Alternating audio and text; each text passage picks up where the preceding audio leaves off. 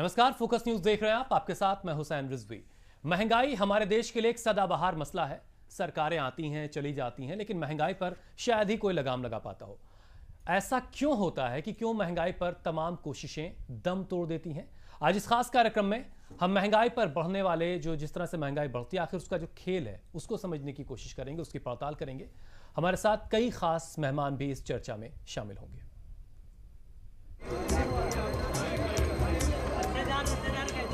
नींबू सुपर भरो भाई। जी हाँ, एक कमाल 10 रुपए में, कुछ इसी तरीके से हाल है बाजार का। और इसी वजह से महंगाई से आम इंसान बहुत परेशान और किसान भी परेशान है। आखिर कमा कौन रहा, ये समझने की कोशिश करेंगे। सरकार बदली, मौसम बदला, लेकिन थाली से सब्जियों के जो गायब होने का सिलसिला था वो नहीं बदला। तो ये सब्जियां दरअसल कहां जा रही हैं, इस सवाल का जवाब हम तलाशेंगे। आखिर क्यों टमाटर सेब की कीमत पर बिक रहा है, प्याज खून के आंसू रुला रहा है? क्या सच में मंडी में सब्जियों की आमद कम हुई है, घट गई है, या सारा का सारा माल बिचौलिए उड़ा ले जा रहे हैं, या फिर किसानों के अच्छे दिन आ चुके हैं? इन्हीं तमाम सवालों की पड़ताल कर रहे हैं हमारे संवाददाता आरिज मतलू।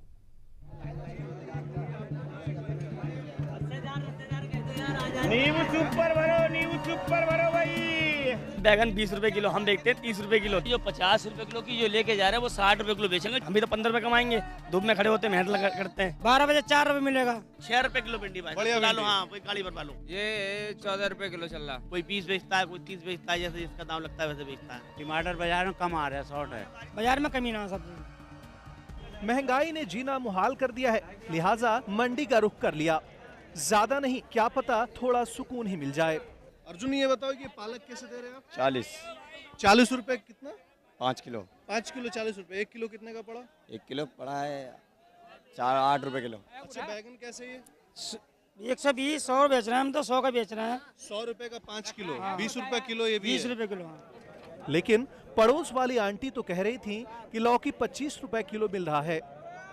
30 रुपए ले रहे किसान से। अच्छा जी, और 5 रुपए चुंगी वाले ले रहे। 35 के हो गए। अच्छा जी यार, हम बेच रहे हैं इसमें 60 के लिफाफे भी हो गए हमारे।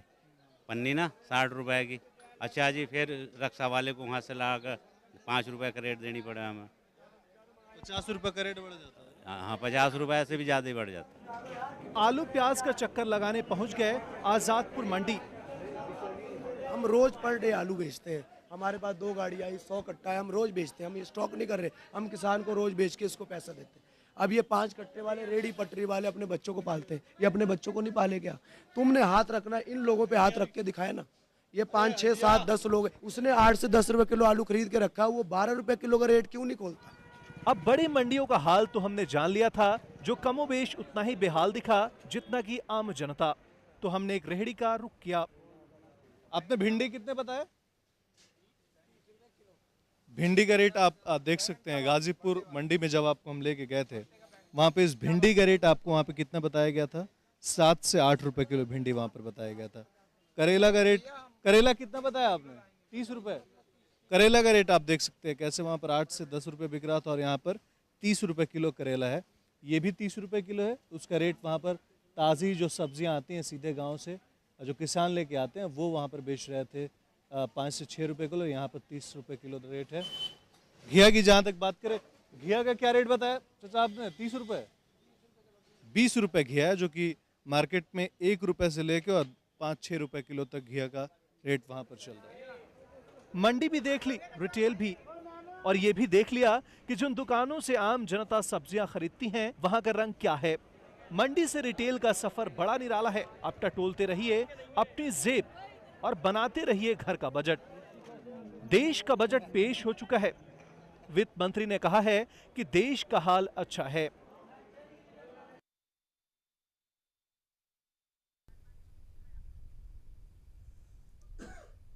वाकई ये मंडी का खेल बड़ा निराला है। किसान की अपनी परेशानी कि वो कैसे आढ़त तक पहुंचाता सब्जियों को या फिर टमाटर प्याज जैसी चीज़ों को, लेकिन उसके बाद थोक मंडी से वो चीज़ जब रिटेल मार्केट तक पहुंचती है तो उसकी कीमतें आसमान छूने लगती हैं। तरह तरह की उसमें चीज़ें जुड़ती जाती हैं और 3 से 4 रुपए किलो की चीज़ पहुंच जाती 30 से 40 रुपए तक। बहरहाल अपने खास मेहमानों से आपकी पहले मुलाकात करा देते हैं। अशोक ठाकुर साहब मेरे साथ हैं, स्टूडियो में मौजूद, डायरेक्टर हैं नेफेड के। अशोक जी, बहुत बहुत स्वागत है आपका। कमल नयन काबरा साहब कुछ ही वक्त में मेरे साथ होंगे, बल्कि मेरे साथ जुड़ चुके हैं। वरिष्ठ सीनियर इकोनॉमिस्ट हैं, साथ ही साथ chair professor institute of social science. Kabra साहब, बहुत बहुत स्वागत है आपका भी। इस स्टूडियो में मेरे साथ सत्यपाल चौधरी साहब हैं, किसानों के हक के लिए लंबे वक्त से लड़ते रहे। सत्यपाल जी, आपका भी बहुत बहुत स्वागत है। और इसके अलावा एक और खास मेहमान मुकेश तिवारी साहब, चेयरमैन है फ्रूट एंड वेजिटेबल APMC के शाहदरा यूनिट के। मुकेश जी, आपका भी बहुत बहुत स्वागत है। और साथ ही साथ हमारे संवाददाता अभिमन्यु शर्मा इस वक्त दिल्ली के एक बाजार में, सब्जी मार्केट में मौजूद हैं, उनका भी रुख करेंगे। लेकिन इस चर्चा की शुरुआत करते हैं कमल नयन काबरा साहब से। काबरा साहब, सबसे पहले आपके पास आ रहे हैं। ये जो मंडी से रिटेल बाजारों तक, सब्जी बाजारों तक जो सब्जियां पहुंचती हैं, बड़ा निराला खेल दिख रहा है। जो चीज़ 3 रुपए कीमत में थोक बाजार में मौजूद है, वो बाजार तक, रिटेल बाजार तक पहुंचते पहुंचते 30 से 40 रुपए पहुंच जा रही है। क्या इसमें जो तमाम खेल हो रहा है, इससे आम जो उपभोक्ता है उसको किसी तरह से राहत दी जा सकती है? काला जी, आप मुझे सुन पा रहे हैं? ऐसा है। हाँ, मैं आपको ये बताने की कोशिश कर रहा हूँ कि जो खुदरा मंडी में जो भाव होता है और जो खुद यहाँ पर खुदरा बाजार में आके बिकता है, उससे पहले आप ये सोचिए कि जो थोक व्यापारी है, जो किसान से या उत्पादक से लेके आता है, वहाँ पर कितने कम पैसे देता है। वहाँ से लेके आता है, फिर ट्रांसपोर्ट के पैसे लगते हैं, फिर जो पूंजी और ब्याज लगाते हैं वो भी काफ़ी अच्छी ब्याज लेते हैं। तो यहाँ से आकर के वो थोक मंडी में आता है। अब थोक मंडी के बाद में जो खेल होता है, उसको हिंदुस्तान के जो सरकारी अर्थशास्त्री और सलाहकार हैं वो समझ नहीं पा रहे हैं। उसको एक पूरी व्यापक सामाजिक स्थिति है हिंदुस्तान की, वो समझनी पड़ेगी कि पिछले कई दशकों से 8-10 से लेके 12 मिलियन तक लोग सालाना लेबर फोर्स में आजीविका खोजने आते हैं। ये सब लोग अपर्याप्त और अनिश्चित आजीविका से पीड़ित हैं। तो जब अनिश्चित और अपर्याप्त आजीविका है और कोई भी आपके पास में सामाजिक सुरक्षा का, आजीविका का साधन नहीं है, तो कोई ही साधन है जिनके आधार पर मनुष्य सर्वाइव कर सकता है, अपनी ज़िंदगी की हो सकता है। एक तो यह है कि परिवार के लोग उनको थोड़ा बहुत सपोर्ट करें। परिवार के लोग भी कितना सपोर्ट करेंगे, वो भी गरीब हैं। तो दूसरी बात जो होती है वो ये है कि उनको कहीं से पैसे उधार लेके, कुछ लेकर के, जो रोजाना सामान बिकने वाला सामान है, फल फ्रूट, साग सब्जी, या जो ये आप देखते हैं कि साप्ताहिक हाट बाजार लगते हैं, उसमें सामान लेकर के लोग आ जाते हैं। तो यहाँ पर जैसे जैसे बेरोजगारी बढ़ती है, वैसे वैसे जिन लोगों को इस पर निर्भर करता है उनकी ये सारी चीजें ठीक है काबरा साहब, लेकिन सवाल ये कि कितने % बढ़ाया जाएगा? जो थोक बाजार में जो कीमत है, आगे रिटेल मार्केट में जाने के बाद कितनी गुना कीमत बढ़ सकती है और कैसे उसको कंट्रोल किया जाए, और आम आदमी को क्या कोई राहत दी जा सकती है? नेफेड के डायरेक्टर इस वक्त मेरे साथ स्टूडियो में मौजूद हैं, अशोक ठाकुर साहब। अशोक साहब, 1 रुपए की चीज रिटेल बाजारों तक पहुंचते पहुंचते 10 रुपए की हो जाती है। क्या आपकी संस्था की तरफ से इसको काबू करने के लिए कोई कोशिश की जा सकती है? ऐसा है कि यहाँ पर हमारी भूमिका नहीं होती है, क्योंकि मंडी से जो सामान निकल गया वो बाज़ार में जाएगा। वहाँ पर एक समस्या है हमारे देश के अंदर कि रिटेल पॉलिसी नहीं है हमारे देश में। कोई भी रिटेल पॉलिसी नहीं होने से कोई कितना भी दाम बढ़ाता है। ये ध्यान में आना चाहिए कि जब बाज़ार से या APMC से जिस आदमी ने सामान खरीदा 3 रुपये में, तो वो कितना बढ़ा सकता है उसकी कोई कंट्रोल ही नहीं है। और वेंडर पॉलिसी भी नहीं है हमारे देश में। अभी जाते जाते सरकार ने वेंडर पॉलिसी, ऐसे कोई सुझाव आप लोगों की जानिब से दिए जाते हैं? हाँ, हम दे रहे हैं अपनी सरकार को, और हमने सरकार को लिखेंगे अभी कि वेंडर पॉलिसी को थोड़ा जल्दी इम्प्लीमेंट करने की ज़रूरत है। वो अभी जाते हुए सरकार ने उस पर, और उसमें सुधार की भी ज़रूरत है। जहाँ तक रिटेल पॉलिसी की बात है, वो निश्चित तौर पर बननी चाहिए। और यदि रिटेल में भी कोई आदमी बेचता है कहीं पर, तो सामान के रेट लगने चाहिए वहाँ पर वो कितने रुपए में बेच रहा है वो ध्यान में आना चाहिए। लिमिट तय तो हो कि 1 रुपए की चीज़ अगर वो थोक मंडी से लाया तो कितने तक वो बेच सकता है? हाँ, वो रिटेल पॉलिसी में आएगा कि कितना % वो उस पर बढ़ा सकता है। और उसकी जो समस्या है उसको भी अपने को समझना होगा। रिटेलर्स की वो भी 10% 20% के ब्याज पर पैसा लेता है। रोज़मर्रा 100 रुपये लेकर जो है वो 120 रुपये देता है और उसी से पैसा खरीदता है। फिर पुलिस की समस्या है। फिर दूसरा जो है वो सरकारी तंत्र जो है, अब वो सड़क पर खड़ा होता है तो वहाँ पर 10 लोग उससे पैसे मांगने वाले होते हैं। ये जो भ्रष्टाचार है नीचे के स्तर पर, वो भी इस महंगाई में एक बड़ा कारण है। तो उनको भी समझना होगा उनकी समस्याओं को, इसलिए वेंडर पॉलिसी समस्या को समझना होगा। और अब तक क्यों नहीं समझा गया, ये भी एक बड़ा सवाल है। और जिस तरह के हालात इस वक्त बने हुए हैं, उससे कैसे निकाला जा सकता है, इन समस्याओं का आखिर निजात कैसे मिलेगी आम उपभोक्ता को, ये एक बड़ा सवाल है। मुकेश जी को चर्चा में जोड़ते हैं, चेयरमैन है फ्रूट एंड वेजिटेबल APMC का, आप जिक्र भी कर रहे थे, शाहदरा यूनिट के वो चेयरमैन है। मुकेश जी, सवाल ये कि जब मंडियों से बाजार, मंडियों से सामान बाहर को निकलता है, जाहिर सी बात है उसके बाद आपका कंट्रोल खत्म हो जाता है, लेकिन क्या कोई ऐसा रास्ता है जिसका जिक्र कर रहे हैं अशोक साहब, जिसके जरिए एक का सामान जो 10 की कीमत पर खुले बाजारों में, खुदरा बाजारों में बिक रहा है, उस पर किसी तरह से कंट्रोल किया जा सके? देखिए, मेरी आवाज आ रही है आपको? बिल्कुल आ रही है जी। मैं ये कह रहा हूँ, मैं अशोक ठाकुर जी ने अभी जो बात कही है, मैं लगभग उनकी बात से सहमत हूँ। ये शहरों में, जैसे मैं दिल्ली को अगर एक मॉडल मान के बात करूँ, चूंकि मैं दिल्ली से ही संबंधित हूँ, दिल्ली में ही काम कर रहा हूँ, जो समस्या का कारण है वो रिटेल पॉलिसी ही है। और जो रिटेल पॉलिसी है, इसको लेकर ऐसा नहीं है कि विगत की सरकारों ने काम नहीं किया या आने वाली सरकारें काम नहीं करेंगी। रिटेल को संगठित करना, सुनियोजित करना, सुअनुशासित करना एक आसान कार्य नहीं है।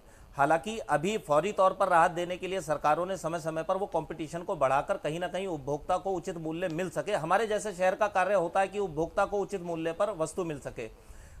दिक्कत ये होती है कि कहीं ना कहीं जो परेशानी का कारण होती है वो ये होती है कि कहीं ना कहीं पहले एंड जिसने इसको उगाया है वो संतुष्ट नहीं हो पा रहा होता है, आखिरी एंड जिसने इसको खाना होता है वो संतुष्ट नहीं हो पा रहा होता है। इसमें कोई दो राय नहीं है। ये बड़ी दिलचस्प बात आपने बताई, जिसने पैदा किया वो भी संतुष्ट नहीं है और जिसके लिए आई वो भी संतुष्ट नहीं है। मैं इसमें ऐड करना चाहता हूँ, आ रहा हूँ आपके पास। मुकेश जी की बात पूरी हो जाए। कहीं ना कहीं बीच में कुछ खामियां हैं, कहीं ना कहीं बीच में कुछ खामियां हैं, उन खामियों को कसना पड़ेगा, वहां से हटाना पड़ेगा, व्यवस्था को एक अच्छा सांचा, एक अच्छा ढांचा, एक अच्छा खांचा देना पड़ेगा। अब रिटेल वाले में लेके पिछली सरकारें, जैसे रिटेल FDI को लेकर उन्होंने बात करी थी, रिटेल FDI ये आ रही थी, ये सब भी कंपटीशन बढ़ाती इन रिटेलर्स का। हमारा देश जो है अभी आर्थिक रूप से उतना संपन्न नहीं है, हम किसी के पेट पर लात भी नहीं मार सकते हैं, लेकिन कोई बेजा कमाने लग जाए उसकी छूट भी नहीं दे सकते हैं। ठीक है, अशोक जी आप कुछ कहना चाह रहे हैं? मैं ये कहना चाह रहा था कि पिछले जो 3-4 दशक हैं उसके अंदर उपभोक्ता भंडार, जो सहकारी उपभोक्ता भंडार थे, वो बहुत बड़ा एक भूमिका अदा करते थे उपभोक्ता के साथ न्याय करने में।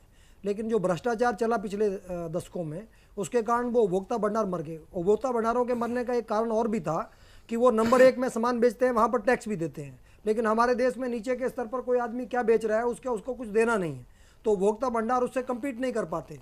तो जब सब नीचे रिटेल पॉलिसी बन जाएगी और सबको रेट तय करने पड़ेंगे और सबको उसके साथ टैक्स भी जोड़ना पड़ेगा, तो उपभोक्ता भंडार फिर खड़े हो जाएंगे सहकारी। तो उसके कारण भी मैं समझता हूँ कि नीचे उपभोक्ताओं को बहुत लाभ होगा। और ये हमारे देश की बात नहीं है, इंग्लैंड जैसे देश के अंदर भी 35 लाख करोड़ का डॉलर की जो है वो प्रॉपर्टी है उपभोक्ता भंडारों की, और बहुत बड़ी भूमिका अदा करते हैं उन देशों के अंदर जो है वो जो रेट्स हैं उनको कंट्रोल करने में। पर दुख के साथ कहना पड़ रहा है कि यहाँ लगभग सहकारिता आंदोलन मरता जा रहा है, वो ये दुख का कारण। चलिए, सहकारिता आंदोलन जो है वो थम रहा है, इसकी वजह से भी ये चीज़ें हुई। चर्चा में सत्यपाल चौधरी साहब को भी जोड़ लेते हैं, जो किसानों के आंदोलन का हिस्सा रहे और किसानों के हक की बात करते रहे।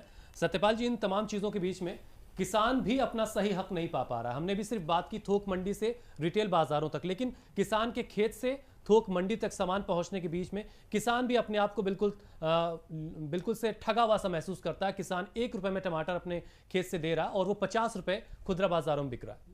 देखिए अहमद साहब, जितनी भी संस्थाएं सरकारी स्तर पर बनी, चाहे वो मंडी समिति थी, चाहे नेफेड है, चाहे APCM है, वो सब भ्रष्टाचार का अड्डा हो गई है। और मंडी और फंडी का प्रभाव इतना बढ़ गया देश में कि किसान को लूटने के लिए सारे बिचौलिए आ गए हैं, सारे ब्लैक मार्केटियर आ गए हैं। अभी अभी प्याज आई है 1-1.5 महीने पहले, और सारा प्याज जो अगले साल तक का प्याज का इंतजाम देश में है। लेकिन इस तरह का नई सरकार को आते ही ये सबसे ज़्यादा संरक्षण देती है ये सरकार ब्लैक मार्केटियर को और जमाखोरों को। नई सरकार के आते ही वो तमाम लोग एकदम सक्रिय हो गए और उन्होंने प्याज मार्केट से गायब कर दिया और एक रूमर बना दिया, एक माहौल बना दिया पूरे देश में कि प्याज की बहुत ज़्यादा कमी हो गई है, जिसके कारण रेट अंधाधुंध बढ़ गए। किसान को मिला नहीं, किसान की फसल खत्म हो गई, उसका माल बिक चुका। अब जो जमाखोरों के हाथ में है, उन्होंने माहौल बना के बाजार को ऊपर उठा दिया और महंगाई बढ़ा दी, जिससे उपभोक्ता का हित हो रहा।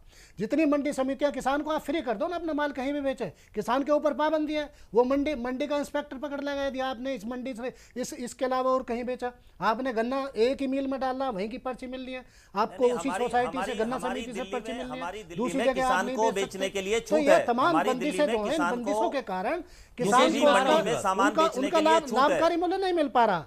और सरकारें उस लाभकारी मूल्य को दिलाने के लिए जो संस्थाएं उन्होंने गठित की थी, वो संस्थाएं आज का जो दौर है, उस दौर में उन संस्थाओं का, और वो संस्थाएं औचित्यहीन हो गई हैं।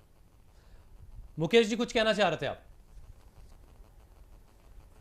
मैं सत्यपाल जी की कहे हुए शब्दों पर बिल्कुल उसको और सहारा देना चाहता हूं, लेकिन कुछ दुरुस्त भी करना चाहता हूं। हमारे दिल्ली के अंदर हमारा जो बेयर एक्ट है, उसका जो सन 2000 का रूल है 22C, वो अलाउड करता है कि हमारी मंडी के अंदर कोई भी किसान आकर सीधे तौर पर, प्रत्यक्ष तौर पर अपने माल को बेच सकता है, बिना किसी लाइसेंस होल्डर को बीच में शामिल किए हुए। लेकिन सवाल ये भी है कि इससे क्या किसानों को फायदा मिलेगा? सवाल ये भी है कि मैं फल और सब्जियों को, क्योंकि किसान जब अपना सामान लेकर के बाजार में पहुंचता है तो उसे कोऑर्डिनेट करना पड़ता है वहां पर जो आढ़ती होते हैं उनके साथ, वरना उसके पास मजबूरी ये होती कि वो अपना सामान क्या वापस अपने घर, गांव, खेत लेकर लौटेगा या क्या करेगा। आऊंगा आपके पास भी अशोक जी, लेकिन जरा रुक कर लेते हैं। हमारे संवाददाता इस वक्त अभिमन्यु शर्मा एक बाजार में मौजूद है, जरा ताजा हालात ले लेते हैं कि इस वक्त मंडी से और खुदरा बाजार में कितना फर्क है।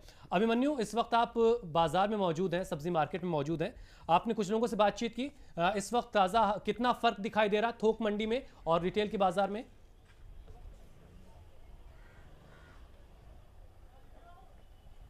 थोक मंडी से रिटेल के बाजार में 1.5 से दुगना फर्क है टोटल कीमतों में। इसके कारण कुछ भी हो, लेकिन कंज्यूमर्स को इसकी मार पड़ ही रही है।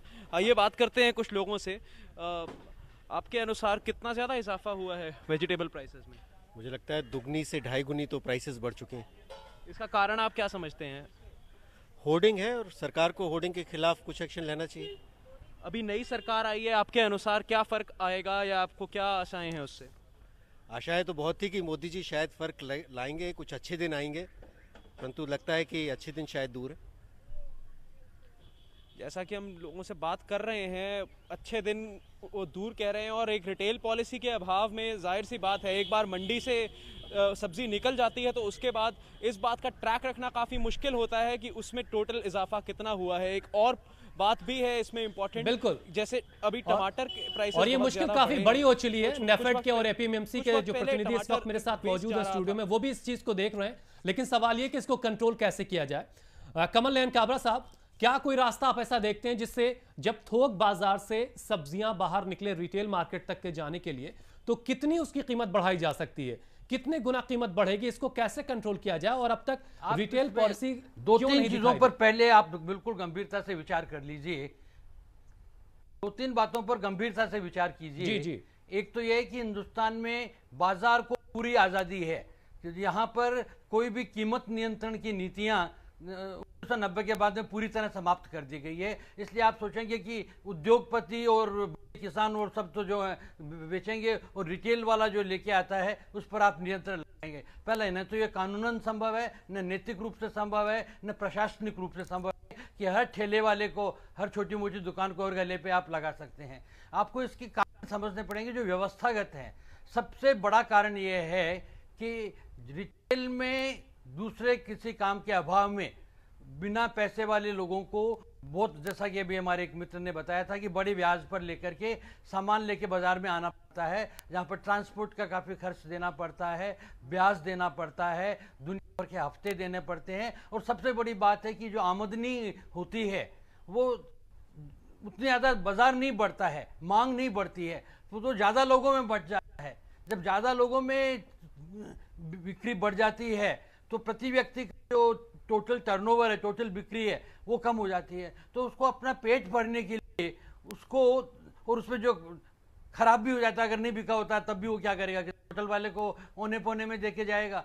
इसलिए ज़रूरी है कि वैकल्पिक व्यवस्था लोगों के पास में अच्छे खासे दूसरे की हो। वो नहीं होगा तो जहां पर 10 रिटेलर चाहिए वहां पर 70 रिटेलर आएंगे, 50 रिटेलर आएंगे। आप किसी भी मोहल्ले में जाके देखिए, ठेलों की संख्या, बिक्री वाले जो छड़ी लगा के बैठते हैं उनकी संख्या बढ़ती जा रही है। तो इसलिए वो सारा व्यवसाय बढ़ जाता है उनमें, तो उनको उसका मार्जिन है वो बढ़ाना पड़ेगा। यानी बहुत सी वजह नहीं बढ़ सकता है। थोक बाजार से खुदरा बाजार तक जो चीजें पहुंचती हैं उनकी कीमतें जिस तरीके से आगे बढ़ती हैं, और जैसा कि काबरा साहब कह रहे थे कि एक सिस्टम बहुत लंबे वक्त से काम कर रहा है और इस सिस्टम से निकल पाना फौरी तौर पर आसान नजर नहीं आता, क्योंकि ना नीतिगत तौर पर ना ही कानूनी तौर पर इसका कोई हल फौरी तौर पर नजर आता। लेकिन जिस तरह से अशोक ठाकुर साहब कह रहे थे नेफेड के डायरेक्टर की एक पॉलिसी की जरूरत है, वो पॉलिसी कब तक अमल में आएगी या कब तक ग्राउंड पर नजर आएगी उसके लिए इंतजार करते हैं। लेकिन एक रिपोर्ट आपको आगे बढ़ने से पहले दिखाते हैं। आलू प्याज की आसमान छूती कीमतों को काबू करने के लिए सरकार ने इन दोनों चीजों को एपीएमसी से बाहर रखने का ऐलान किया। खूब ढिंढोरा भी पीटा गया, लेकिन हकीकत यह है कि सरकार का यह फरमान सिर्फ मंत्रालयों की जो गलियां हैं वहीं घूम रहा है। जिसको इसे अमल में लाना है और जिसके लिए अमल में आना है उसको इसकी कोई खबर नहीं। प्याज को जैसे ही एपीएमसी एक्ट से बाहर किया गया, या तो इस बारे में कुछ किसानों को जानकारी नहीं है, और जिन किसानों को इस बारे में जानकारी है वो ये कहते हैं कि हमारे पास ऐसी कौन सी जगह सरकार ने दिलाई है, हमें ऐसी कौन सी दुकानदारी सरकार ने दिलाई है जहां पर हम जा करके सीधे हम आलू और प्याज को बेच सके।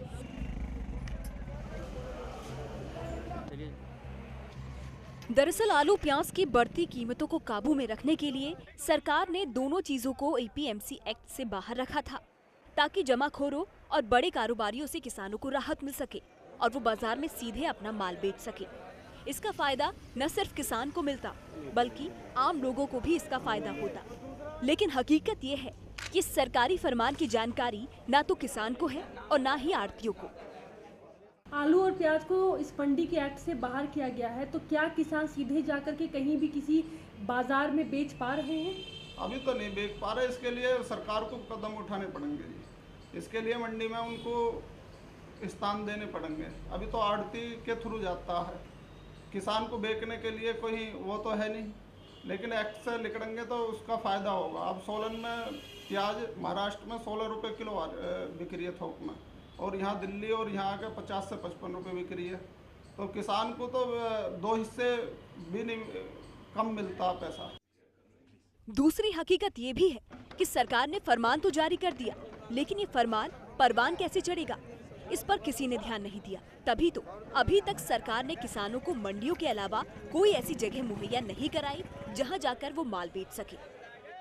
तमाम किसानों की अगर आप बात करोगे तो उनको तो अभी पता ही नहीं आलू कहाँ बेचें और कैसे बेचें, और एपीएमसी एक्ट से बाहर निकाल दिया गया। ये जानकारी देश के सभी किसानों को नहीं है।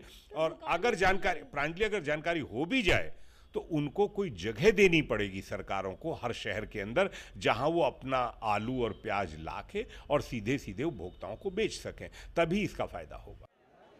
जाहिर है जगह नहीं होने से किसान मंडी जाने को मजबूर हैं और वहां फिर से वही सब कुछ हो रहा है जिससे सरकार किसानों को बचाने की कोशिश करती दिख रही है।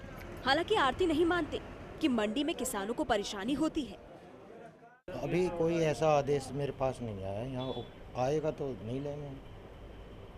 इसकी जानकारी अधिकारी बैठे हैं ऑफिस में, उनसे आप ले लो। हमें भी कोई नुकसान नहीं है और उसमें किसान को भी कोई फायदा नहीं होने वाला। उसकी वजह यह है कि किसान अपना आकर सीधा बाजारों में नहीं बेच सकता है। किसान जब भी बेचेगा मंडी में ही लाके बेचेगा। क्यों नहीं बेच सकते हैं बाजारों में? बाजारों में इसलिए नहीं बेच सकता, कोई 2 कट्टे लेगा, कोई 4 कट्टे लेगा और किसान पूरा ट्रक भर के लेके आता है। दरअसल किसानों को जानकारी नहीं है और मंडी के मठाधीश इसे जानना नहीं चाहते। आखिर वे जाने भी क्यों? वो तो कैमरे के सामने यही मान रहे हैं कि कोई परेशानी है ही नहीं। यदि आलू और प्याज को डीलिस्ट कर भी दिया जाता है तो डीलिस्ट कर दिया जाता है तो उससे कोई ऐसा नहीं है कि किसी किसान को तो छूट हो जाएगी कि वो मार्केट एरिया में कहीं भी बेचे। हालांकि कहीं ना कहीं किसी न किसी को साधन बनाकर, जिसको आप लोग कई बार बिचौलिया कह देते हैं, हमारे लाइसेंस होल्डर हैं ये, इनको या इनके अलावा अन्य लोगों को किसी को भी साधन बना के भी वो बेचना चाहे तो बेच रहा होगा, डायरेक्ट बेचना चाहे तो भी वो डायरेक्ट बेच रहा होगा। मंडियों की मनमानी और बिचौलियों की भूमिका हमेशा से किसान ही पिसते आए हैं। इसके बाद एपीएमसी एक्ट से चाहे लाख आप आलू प्याज या फिर आगे आने वाले वक्त में सब्जियों को भी अलग कर दीजिए, लेकिन आपने हाल देखा किसानों को इस बारे में जानकारी ही नहीं है कि इस एक्ट को बाहर कर देने से इसका कितना फ़ायदा उनको मिलने वाला है, जबकि जिन्हें बोलना चाहिए वो इस बात से साफ इनकार कर रहे हैं। उन्हें तो इस बात की भी जानकारी नहीं कि ऐसा कुछ इन मंडियों में चल रहा है, क्योंकि फ़ायदा कहीं और पहुंच रहा है। कैमरा पर्सन रोहित के साथ प्रांजलि सिंह, फोकस न्यूज़, दिल्ली। ये वाकई दिलचस्प है कि आम आदमी परेशान, जो उपभोक्ता है और जो पैदा करने वाला किसान है वो भी परेशान है, और जो बीच के बिचौलिए हैं वो मालामाल शायद हो रहे हैं। मुकेश तिवारी साहब मेरे साथ मौजूद हैं और वो एपीएमसी के प्रतिनिधि के तौर पर इस वक्त मेरे साथ मौजूद हैं। मुकेश जी, जरा हमारे दर्शकों को समझाइए कि भी हाल ही में इस बात का ऐलान किया गया कि एपीएमसी की लिस्ट से आलू और प्याज को बाहर किया जाएगा, क्या इससे बाजार में कोई फर्क पड़ा या किसानों को या फिर आम उपभोक्ता को इससे कोई राहत मिली? देखिए, मैं थोड़ा सा अभी काबरा साहब ने जो कहा वो उन्होंने कहीं ना कहीं सामाजिक उद्धार की वो बात कर रहे थे। अभी जो विषय है वो निश्चित है कि भाई आलू और प्याज या सब्जियों को लेकर आपकी रिपोर्ट है, दाल या अन्य जो खाद्यान्न है उसके ऊपर कहीं ना कहीं आप लोग जो है एक न्यूनतम समर्थन मूल्य दे रहे होते हैं। कपास का किसान मर रहा होता है, उसको कहीं ना कहीं आप जो है लोन या उसकी लोन माफी का कुछ ना कुछ दे रहे होते हैं। जब बात इन शीघ्र क्षयी मदों की आती है, जिसे आप पेरिशेबल गुड्स कहते हैं, आलू प्याज बैंगन टिंडा तोरी घिया, ये सुबह के समय एक रेट पे बिक रहा होता है, 2 घंटे के बाद एक रेट पे बिक रहा होता है, 3 घंटे के बाद हो सकता है कि ये किसी गाय या भैंस के लिए ही शेष रह जा रहा हो, क्योंकि ये इसकी क्वालिटी इतनी इंफीरियर हो चुकी होती है कि इसका खरीदार नहीं मिलता है। हर चीज के लिए नीतियां उसी अनुसार बनाई जाएंगी। जब आपका जो अभी स्पेसिफिक क्वेश्चन है वो ये है कि आलू और प्याज को यदि डीलिस्ट कर दिया जाएगा तो उससे क्या फायदा होगा। ठीक है, सरकार ने सोचा कि आलू और प्याज को हम मंडी से डीलिस्ट कर देते हैं, यानी कि मंडियों के पास यदि वो आके बिक रहा है तो वो एक अलग तरीका हुआ। उसके अलावा भी जो है आदमी कहीं भी किसी भी तरीके से उसको कोई भी किसान बेचना चाहता है तो वो बेच सकता है, बहुत ही अच्छी बात है, कोई दिक्कत नहीं है। लेकिन अब आप मुझे ये बताएं कि उन्हीं किसानों का, जैसे सत्यपाल चौधरी जी कह रहे थे, अब उन किसानों के पास वो स्थान कौन सा होगा, वो सुरक्षा कहां से उनको प्राप्त होगी। नंबर 3, वो जगहें कौन सी निश्चित जगहें होंगी। नंबर 4, उसने अपना थोड़ा माल बेचना होगा, वो बहुत ज्यादा माल लेके आया होगा। अभी तो आप स्टॉक लिमिट भी लगाने जा रही है सरकार इसके ऊपर, वो भी कुछ सोच के ही कर रही होगी। अच्छे बुद्धिजीवियों ने कोई बड़ा निर्णय लिया होगा, लेकिन मेरी समझ में एक चीज सिर्फ ये नहीं आ रही है कि आप उस चीज को बंधन में बांधने जा रहे हैं जो 2, 3, 4 घंटे के बाद पिघल के नीचे गिर जाएगी। आपका बंधन आपके धागे में ही रह जाएगा। इसको एक सुनियोजन की आवश्यकता है, इसको एक अनुशासन की आवश्यकता है, इसको एक ढांचा खांचा और सांचे की आवश्यकता है। ठीक है, चलिए आपके सवालों का जवाब सत्यपाल चौधरी साहब से ही ले लेते हैं। सत्यपाल जी, जिस चीज का जिक्र कर रहे हैं मुकेश जी, उनका जवाब आप दीजिए कि आखिर जो एपीएमसी से जो चीजें बाहर की जाएंगी उसके लिए क्या इंतजाम किए जा रहे हैं। मुकेश जी ने बहुत ही बढ़िया सवाल उठाया, और हमारा मानना इसमें यह है कि जब तक किसान के परिवार में से इसकी मार्केटिंग में कोई नहीं होगा, ये सरकार को सुनिश्चित करना पड़ेगा कि जो उत्पादक है, कृषि खाद्यान्न का उत्पादक है, सब्जी का उत्पादक है, गन्ने का या गेहूं का या दाल का, तिलहन का, खाद्यान्न का, किसी भी चीज़ का उत्पादक है, उस उत्पादक के परिवार में से जब तक आप मार्केटिंग में जब तक आप लोगों को नहीं रखोगे और इस मंडी को बड़े शहरों से डिसेंट्रलाइज करके और न्याय पंचायत स्तर पे या ब्लॉक के स्तर पर आप जब तक स्थापित नहीं करोगे, तब तक तो ना तो उपभोक्ता का लाभ होगा ना किसान का लाभ हो पाएगा। किसान के बच्चे जब एक परिवार से उसकी ट्रेडिंग में, यदि कोई खाद्यान्न की ट्रेडिंग में, सब्जी की ट्रेडिंग में कोई होगा, तो मैं समझता हूँ किसान को भी लाभ पहुंचेगा और वो उस पर निगरानी भी रख सकता है कि साहब मेरा माल इतने का बिका और ये माल जो उपभोक्ता का इतना क्यों जा रहा। आप ग्राम पंचायत से कनेक्ट करना चाह रहे हैं, ग्राम पंचायत और ब्लॉक के स्तर पर, क्योंकि इसमें सोशल मॉनिटरिंग, सरकार से ज़्यादा सोशल मॉनिटरिंग ज़्यादा जरूरी है। और सोशल मॉनिटरिंग के जरिए ही महंगाई भी रुक सकती है और किसानों को भी उसका ज़्यादा लाभ मिल सकता है। उसके साथ साथ ताज़ा और बढ़िया सब्जी फल और खाद्यान्न वो ताज़ा भी मिल सकते हैं मिलावट खोरी से, और जो कमीशन खोरी है, मिलावट खोरी है, उसमें भी कमी है। इन सब चीज़ों से छुटकारा मिल सकता है। थोड़ा सा और बोलना चाहता हूँ मैं, मुकेश जी मैं आ रहा हूँ आपके पास, मुझे आज्ञा दें तो। ठीक है मुकेश जी, आप अपनी बात रख लीजिए। मैं ये कहना चाह रहा हूं, सत्यपाल जी ने जैसे अभी कहा कि किसान के घर से ही उसके पास व्यवस्था, वो मंडियों के अंदर उसको जगह या व्यवस्था मिलनी चाहिए। उन्होंने एक बहुत ही अच्छी बात कही है। ये जब हम भारतवर्ष के संदर्भ में देखते हैं तो ये चीज़ हमें एक अलग नजरिए से दिखाई देती है। जैसे मैं दिल्ली का आपको उदाहरण दूं, दिल्ली के अंदर भी जब ये जिन लोगों को लाइसेंस दिए गए हैं, इनमें से अधिकतर लोग जो है सब्जी के कारोबार में लगे हुए थे या किसानी के कारोबार में लगे हुए थे, किसान का कोटा था। दिल्ली ने किसान के लिए एक अलग से किसान मंडी भी बनाई, जो मंडी फेल हो गई। आज वहां पर जो है महिला हाट बनाया गया है। दिल्ली ने आजादपुर सब्जी मंडी के अंदर किसान कार्ड उपलब्ध कराए, जिसमें किसान आकर प्रत्यक्ष तौर पर सीधे तौर पर बेच सकें। वो भी व्यवस्था उतनी उचित तरीके से नहीं चल पाई। कारण यह है कि दिल्ली पूर्ण रूप से उपभोक्ता प्रधान प्रदेश हो गया है। आज हम दिल्ली के किसानों को, हमारी ये मंडियां दिल्ली के किसानों को कोई लाभ नहीं दे रही हैं। अगर ये दे रही हैं तो पश्चिमी उत्तर प्रदेश के किसानों को लाभ दे रही हैं, या कर्नाटक, राजस्थान और क्या कहते हैं आपका महाराष्ट्र, यहाँ के उन व्यापारियों को दे रही हैं जो वहां से जिन्होंने सामान को ले रखा है। वस्तुतः होता क्या है कि जब मेरा यहाँ का लाइसेंस होल्डर राजस्थान में या महाराष्ट्र में कहीं सामान खरीदने के लिए जाता है, वो किसी किसान से सौदा करता है। उस सौदे को करने के बाद उस किसान से जुड़े हुए उस मंडी के किसी ना किसी आड़ती को उसे भी कमीशन देनी पड़ती है। रेट तो वहीं तय हो जाता है। जब वहां से यहां आने के बाद एक बोली खोलने की बात होती है कि अब बोली खुलेगी, तो बोली तो अब उस रेट से खुलेगी जो वो 6 या 7% कमीशन देकर सामान को लेकर आया हुआ है। लगभग एक रेट फिक्स हो चुका होता है, जो अब किसान यदि डायरेक्ट यहां पर सीधे तौर पर माल ला सकता है तो दूर के प्रदेशों वाला तो लेके यहां नहीं पहुंच पाएगा। नजदीक वालों के लिए तो बहुत अच्छा हो जाएगा, दिल्ली बहुत अच्छा उनको फायदा दे देगी। दूर वाले में फिर भी व्यवस्था यही रहेगी। तो मैं ये मेरा जो कहना है वो ये है, यही वजह है कि सत्यपाल साहब कह रहे हैं कि किसानों के जो ग्राम पंचायत है, ब्लॉक लेवल पे इस तरह के इंतजाम किए जाएं कि किसान वहां से कनेक्ट होकर अपनी चीजों को बेच सकें। मेरे साथ अशोक ठाकुर साहब भी। अशोक जी, जिस बात का जिक्र कर रहे थे कि डीलिस्ट करने, जो सवाल था मेरा कि डीलिस्ट करने से आखिर क्या हासिल हुआ, क्या सरकार ने जो ऐलान किया कि डीलिस्ट किया जाएगा, इनको एपीएमसी की लिस्ट से बाहर किया जा रहा आलू प्याज को, तो उसके एवज में ये क्या बताया गया कि आखिर सरकार कैसे इसका इंतजाम करेगी? किसानों को वो पॉइंट क्या बताया गया कि कहां पर किसान बेच सकते हैं, वो जगह क्या सरकार को नहीं बतानी चाहिए थी? फिर मुझे ये लगता है कि ये कोई परमानेंट सॉल्यूशन नहीं है समस्या का। ये तात्कालिक एक उपाय सरकार ने किया, क्योंकि सरकार इस संबंध में सरकार ने सोचा कि इसको करने से थोड़ा सा जो मंडियों के अंदर जो एक भ्रष्टाचार है उस लेवल पर उसको कंट्रोल कर सकते हैं, क्योंकि इसमें एक जो बड़ी एग्जीक्यूट कैसे होगा ये नहीं बताया। ये एकदम से एग्जीक्यूट नहीं हो सकता, क्योंकि इतना बड़ा देश है तो केवल कह देने से एग्जीक्यूट नहीं होगा। आपस में क्या संबंध है? उसमें थोड़ा समय लगेगा इन चीज़ों को नीचे ज़मीन पर उतारने में। लेकिन मेरा कहना है कि इनमें और भी चीज़ों को अपने को समझना होगा। 2 चीज़ें हैं यहाँ पर, एक तो प्याज आलू की बात है, एक जो ताज़ा सब्जी है उसकी बात है। जैसा हमारे मुकेश जी कह रहे हैं, उनके लिए अलग अलग सोचना पड़ेगा अपने को। आलू प्याज की समस्या कहाँ से है मैं आपको बता देता हूँ कि आलू प्याज जो है फरवरी में फसल होती है और अभी जो है वो उसका ऑफ सीजन का टाइम है, और हमारे पास एक स्टॉकिस्ट होते हैं, एक होल्डर होते हैं। तो ये होल्डर जो है वो ज़्यादा सक्रिय हुए पिछले दिनों में और उसके खिलाफ सरकार ने कार्रवाई भी करी। लेकिन समस्या ये है कि दिल्ली में तो कार्रवाई हो गई, लेकिन जो राज्य सरकारें हैं जहाँ पर कार्रवाई होनी चाहिए थी वहाँ पर कार्रवाई नहीं हुई।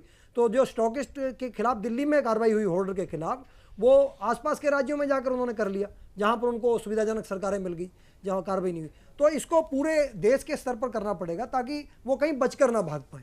एक बात तो ये। दूसरा, अपने को एक और समझना होगा कि ये जो सीजन आ रहा है दिल्ली में कार्रवाई का आज तक नतीजा क्या निकला? कोई परिणाम आया है दिल्ली में कार्रवाई का? किसी के ऊपर कोई एक्शन हुआ है क्या? पिछले 4-10 में इतना बड़ा सूखा जो है वो पहले नहीं आया था। 50% से कम बारिश हुई। मुकेश जी, मैं आऊंगा आपके पास, आपकी बात सुनूंगा। उसका कारण एक भी कारण है आज जो महंगाई, जो तत्कालिक जो महंगाई आई है, डिबेट भटक रही है ना। मैं ये कह रहा हूँ दिल्ली के अंदर इस सब्जी को स्टोर करने के लिए दिल्ली की अपने आप में जमीन बहुत महंगी है।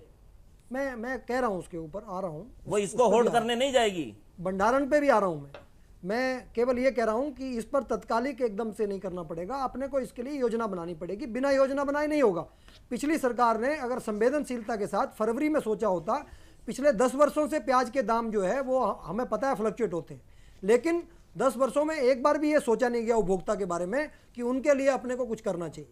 और अब मैं समझता हूँ कि अब समय आ गया है उसको सोचने का, और हमने उस पर विचार करना शुरू कर दिया है।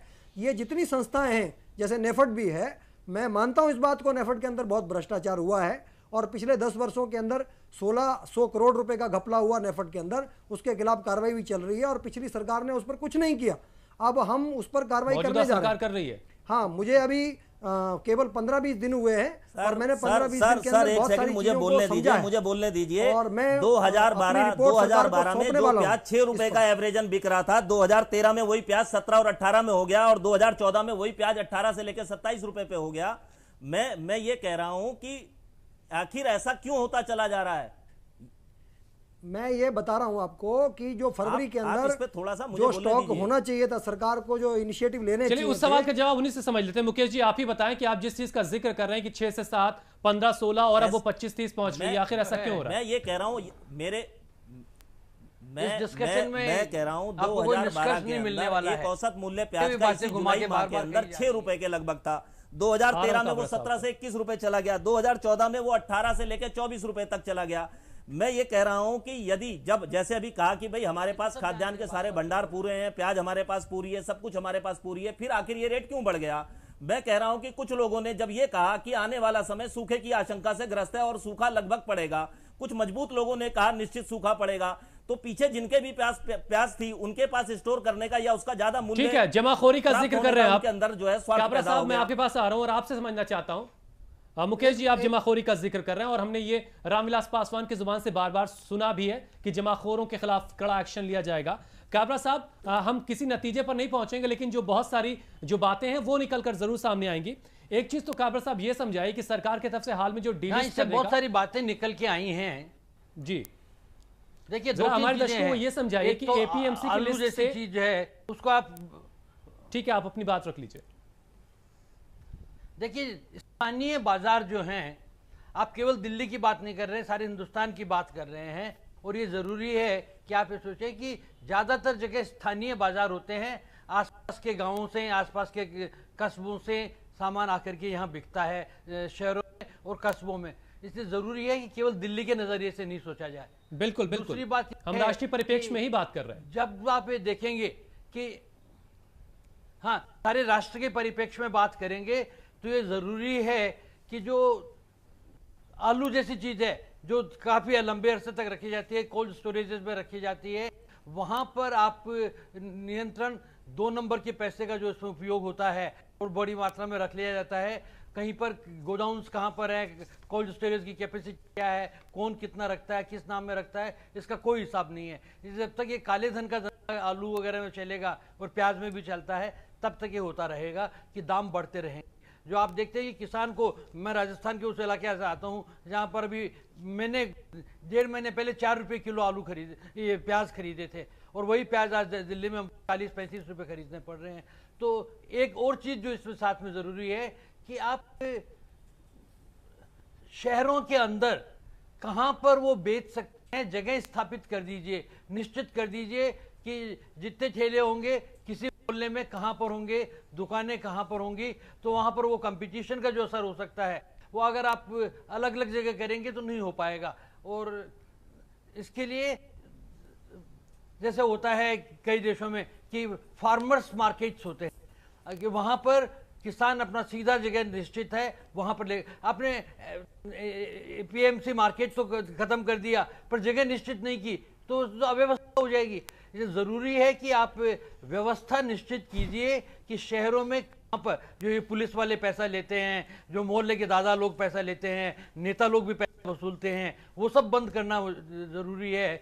और उसके लिए जरूरी है हर पॉइंट पर पैसे देने पड़ते हैं रिटेलर को, और वही इस बात का हवाला दिया है कि इसी वजह से कीमतें रिटेल मार्केट तक आते आते बढ़ जाती हैं।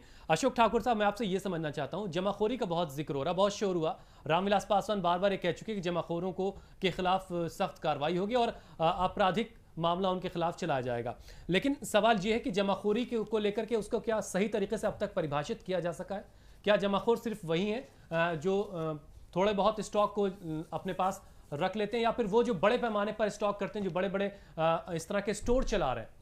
मैं उसमें बताना चाहता हूं कि मैंने पहले भी कहा कि स्टॉकिस्ट और होर्डर ये 2 अलग अलग लोग हैं। ये जो अभी जो प्रॉब्लम है ये होर्डर्स की प्रॉब्लम है। और हमने जैसे ही रामविलास पासवान जी ने कहा कि हम कार्रवाई करेंगे तो दिल्ली में कार्रवाई हुई, और हम ये उम्मीद करते थे कि आसपास के राज्य में वहाँ जहाँ हमारी सरकारें नहीं है वहाँ भी कार्रवाई हो इसके ऊपर सख्ती से, लेकिन वो आग्रह के बावजूद नहीं हुआ। लेकिन क्योंकि ये राज्यों का सब्जेक्ट है इसलिए सब जगह केंद्र सरकार उस पर कर पाएगी ऐसा संभव नहीं है। तो देश में बाकी सरकारों को इस पर विचार करना चाहिए ताकि होर्डर जो है, अब वो दिल्ली में कार्रवाई करी तो होर्डर जो है वो हरियाणा में सक्रिय हो गए, तो हरियाणा में वहाँ कार्रवाई नहीं हुई तो उसका लाभ उनको मिल गया, उत्तर प्रदेश में भाग गए तो उत्तर प्रदेश में कर लिया। तो ये तो एक साथ देश भर में कैसे काम उस पर किया जाए ये भी एक अपने आप में सवाल है। पूरी एक नीति बनानी। अशोक जी, मैं आऊंगा आपके पास। एक कॉलर इस वक्त मेरे साथ जुड़ रहे हैं, सतपाल सिंह धनबाद से हैं। सतपाल जी, आपके यहाँ भी क्या थोक कि मंडियों में और खुदरा बाजारों में इतना बड़ा फर्क दिखाई देता है जितना हम बता रहे हैं?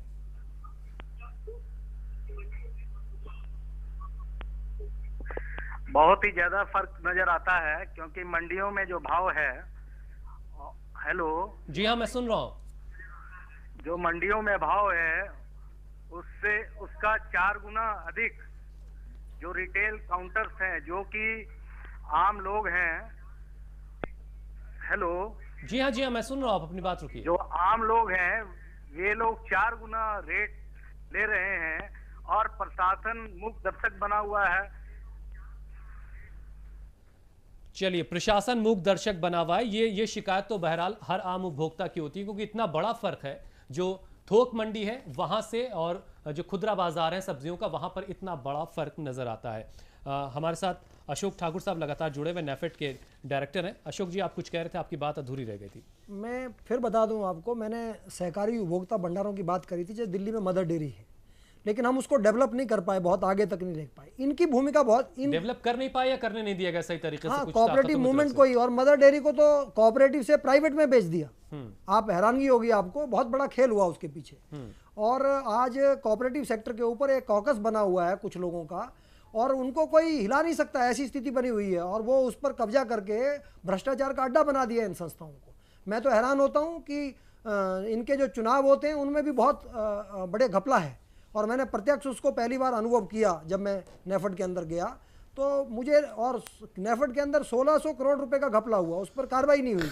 ये जरा देखना पड़ेगा इसको, कॉकस को, इसको तोड़ने की ज़रूरत है। और इन संस्थाओं को क्योंकि ये जैसे अमूल है, अमूल बहुत बड़ी भूमिका अदा कर रहा है आज देश के अंदर, ऐसे ही हमको बाकी कोऑपरेटिव सेक्टर जो है उसको उपभोक्ताओं के लिए फ्रेंडली बनाना पड़ेगा, उसको पहुंचाना पड़ेगा नीचे तक। मैं एक उदाहरण देता हूं, मैं जब सेक्टर 18 रोहिणी में बसा जाकर, तो उसमें वहां पर दुकानें नहीं थी और दुकानदार बहुत महंगा सामान बेचते थे। तब हमने सुपर बाजार उसमें जो होता था उसकी गाड़ी लगवाई, उसके बाद वहाँ रेट जो है वो चौथाई चले गए, दाम जो है, क्योंकि वो वहां पर शोषण करते थे लोगों का। ठीक है, तो ऐसे उपभोक्ता भंडारों को बढ़ाना पड़ेगा अपने को, और इसको सरकार को इन तमाम चीजों पर नजर रखनी होगी। जयराम एक कॉलर इस वक्त मेरे साथ जुड़ रहे हैं मध्य प्रदेश से। जयराम, क्या कहना चाहते हैं आप? किसान क्या यार आत्महत्या करेगा क्या यार, भाव चिल्ला रहे हो तो? हेलो जी हाँ मैं सुन रहा हूँ। अरे मंडी में तो भाव नहीं मिल रहे ना। चलिए, बहुत बहुत शुक्रिया हमारे साथ जुड़ने के लिए। जो थोक मंडी है वहाँ और खुदरा बाजार जो सब्जियों का बाजार होता है, वहाँ के बीच में जो इतना फ़र्क है, आखिर ये फ़र्क कैसे मिटाया जाएगा? इतना बड़ा जो फ़र्क है।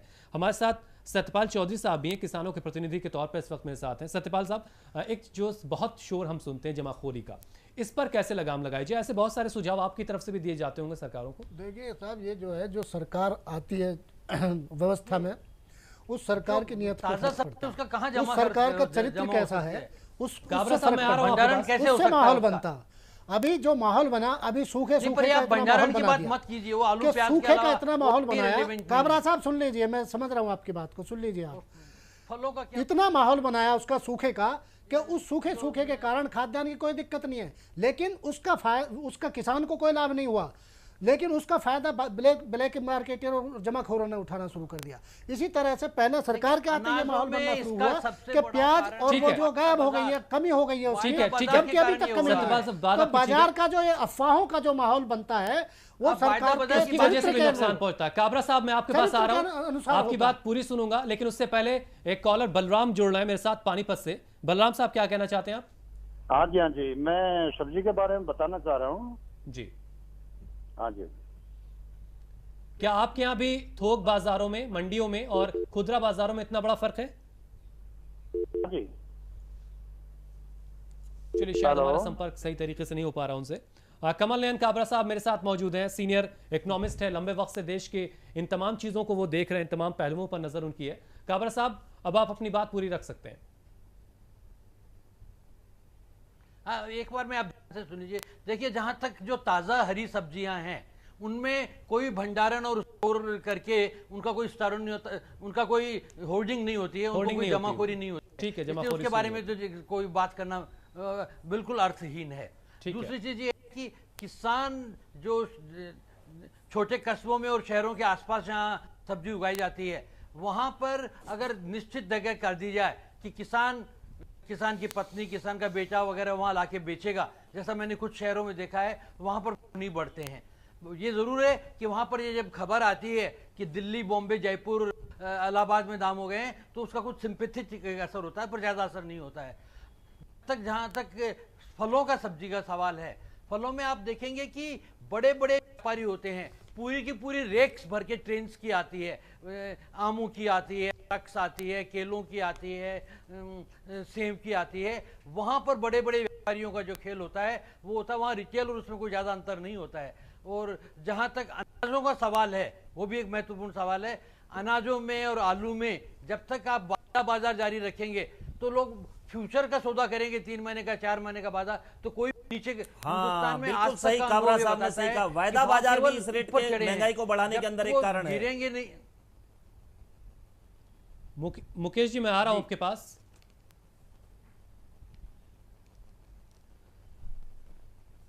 और कालाधन बहुत बड़ा कारण है, भ्रष्टाचार कारण है। चलिए मुकेश जी, मैं आपके पास आता हूं। उससे पहले कॉलर जुड़ रहे मेरे साथ, औरंगाबाद से गोरख नाम है उनका। गोरख साहब, क्या कहना चाहते हैं आप? हेलो जी हाँ, मैं सुन रहा हूँ, कहिए। सर, हम जब प्याज की बोरी जब ले जाते हैं मंडी में, ठीक है, बताइए। हम किसान है, हम जब मार्केट में बोरी लेके जाते हैं अपनी जी, तो वहाँ पे कम से कम एक बोरी के पीछे हमारा 100 रुपए कटता है।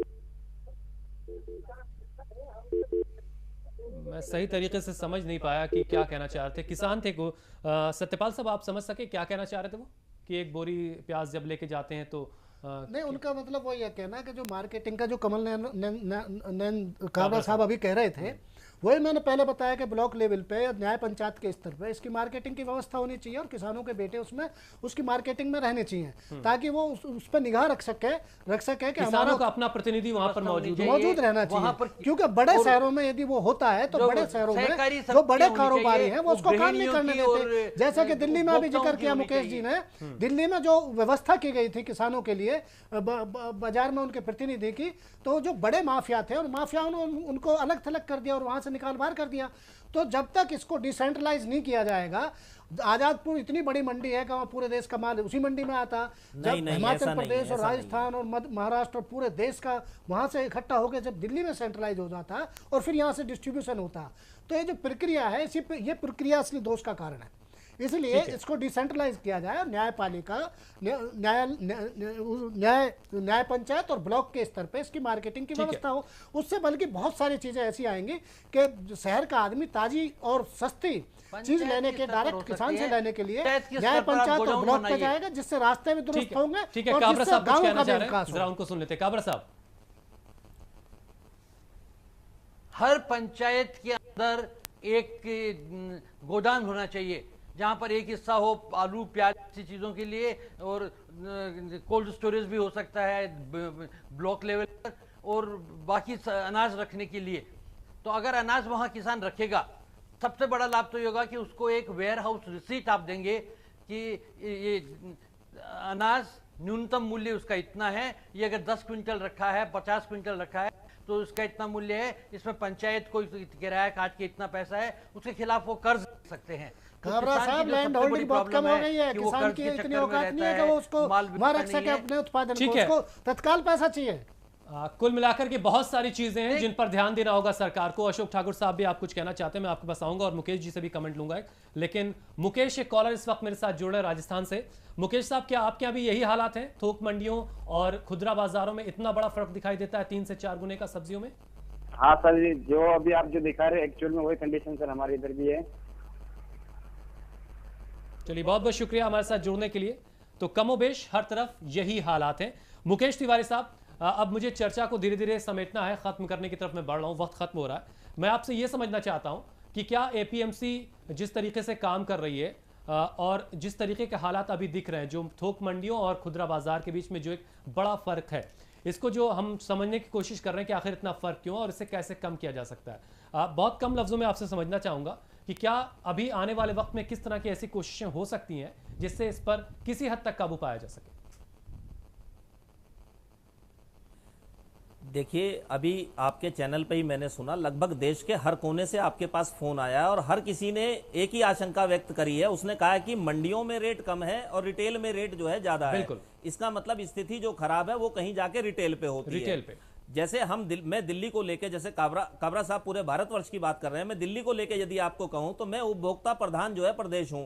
मुझे जहां से भी कम रुपए में सामान मिलेगा और अच्छी क्वालिटी का मिलेगा, मैं वो दिल्ली के लिए लेके आऊंगा, मैं उसे दिल्ली में बेचूंगा।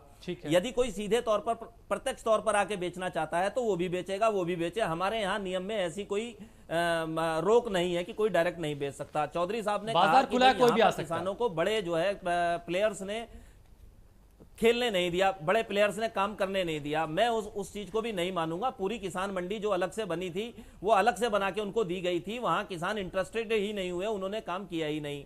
दूसरी बात मैं ये कहूंगा कि अभी जो इस पूरी इस प्रक्रिया को आप समझिए, एक तो है उत्पादक जिसने उस चीज को उगाया, उगने के बाद वो उसे अपनी नजदीकी मंडी पे लेके जाएगा। अब इस पर विश्लेषक कहते हैं कि भाई वो मजबूर है कि वो अपनी मंडी पर लेके जाएगा। ठीक है, वहां आप मंडी की संख्या बढ़ा दीजिए, उसको आप और प्रतिस्पर्धा दे दीजिए कि भाई इस मंडी में उसको लगता है कि उसको सही उसकी उपज का मूल्य नहीं मिलता। ऐसे बहुत से कदम है जिन्हें उठाए जाने की जरूरत है। तो मुकेश जी, थोड़ा वक्त कम है मेरे पास, वक्त थोड़ा सा कम। मंडी उपभोक्ता संघ की बात कीजिए। मैं आ रहा हूं काबरा साहब आपके पास। अशोक ठाकुर साहब, एक फाइनल कमेंट आपका। मैंने जैसा शुरू में कहा कि रिटेल पॉलिसी के साथ साथ वेंडर पॉलिसी बनाना, और काबरा साहब ने जैसे कहा कि वेंडर जोन निर्धारित करके, वो वेंडर जोन में चाहे किसान आकर बेचे, चाहे कोई रेडी लगाने वाला बेचे, वो वेंडर जोन जिस दिन तय हो जाएंगे उस दिन ये जो मंडी और उसके बीच की समस्या है इसको हम हल कर सकते, किसी हद तक कम कर जहां तक किसान की बात है, किसान के विषय में इतना कहना है कि किसान को एक भंडारण की व्यवस्था जो है, भंडारण पर जोर देना पड़ेगा अपने देश को। ठीक है सत्यपाल साहब, मेरे को एक सामाजिक समस्या है यहाँ पर। मुझे लगता है कि किसान को एजुकेट करने की जरूरत है कि वो व्यापारी है।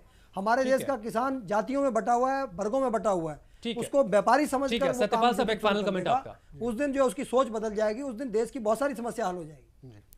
जैसा कि अभी बताया, ये बिल्कुल सही बात है। जब तक हमें किसानों के बेटों को उनको मार्केटिंग की शिक्षा प्रशिक्षण नहीं दिया जाएगा, सरकार का संरक्षण नहीं होगा। जैसे कि मुकेश तिवारी जी अभी बता रहे थे, बहुत से कार्यक्रम चला रही, लेकिन ये सही तरीके से शायद एग्जीक्यूट नहीं हो रहे। जैसे कि दिल्ली में बताया उन्होंने, किसानों के लिए अलग बनाई, प्रशिक्षण के अभाव में ही। मैं आपके पास आ रहा हूं, मैंने चर्चा की शुरुआत भी आपसे की थी और चर्चा को खत्म भी आप पर ही करूंगा। अभाव में ही वो सारी चीजें।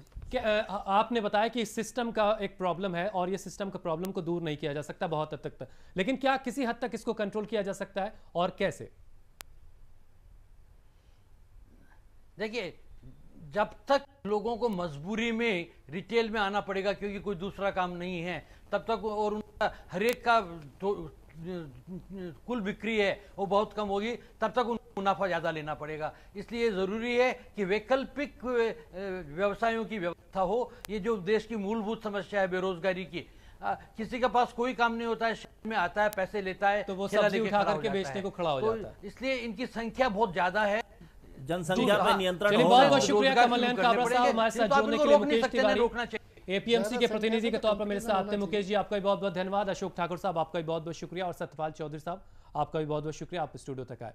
तो 1 रुपए की चीज कैसे खुदरा बाजार तक पहुंचते पहुंचते 10 रुपए की हो जाती है, इसमें बहुत सारी चीजों का रोल है जिसकी वजह से कीमतें इतनी ज्यादा हो जाती हैं। हमने समझने की कोशिश की आखिर वो वजह क्या है, और हमें उम्मीद है कि हम उन तमाम वजहों तक पहुंचे भी, और सरकार को इन तमाम बातों पर ध्यान देना होगा, तभी जो इतना बड़ा फर्क है उसे किसी हद तक कम किया जा सकता है। इस खास कार्यक्रम में इतना ही। नमस्कार।